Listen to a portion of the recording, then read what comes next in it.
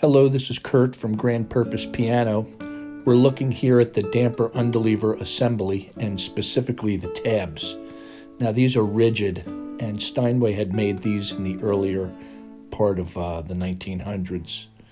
Now they use a more modern tab shown in this picture.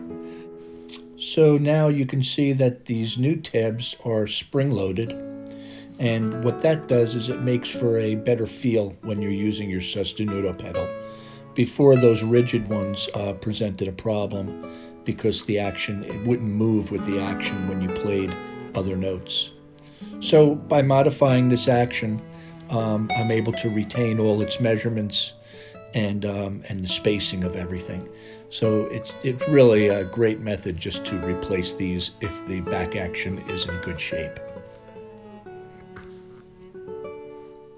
So now you can see the completed damper assembly, which is also called the underlever assembly.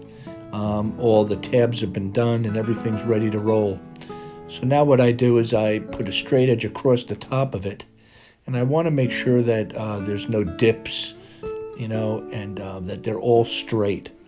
Now, just like I would level a set of keys, I'm also going to level my dampers as well. Because when the dampers lift, I want to make sure that they all lift exactly the same.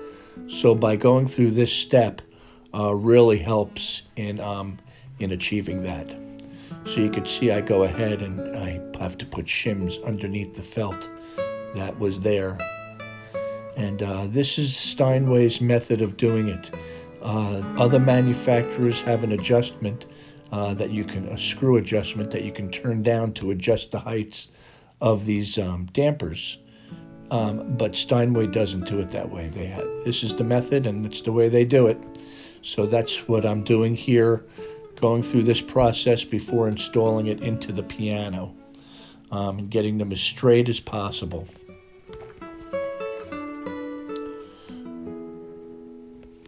Now once this is done, we can move on to the dampers. Now I've already glued all the dampers on, but what I want to do at this point is to refine a few of them just to make sure that they're going to work well once it's installed in the piano. What I'm showing you here now is that this is called tri-felt. So that wedge right there goes in between the three strings in the middle of the piano. And a lot of the times, even though you have that tri-felt, it still isn't sufficient enough to dampen all the strings.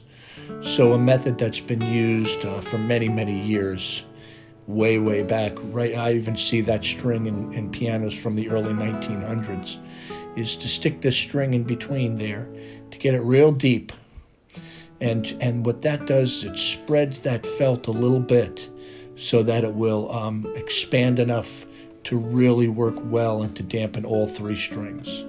It's a great method, and the string is hard to find. You have to find something soft enough and yet thick enough to be able to do the job.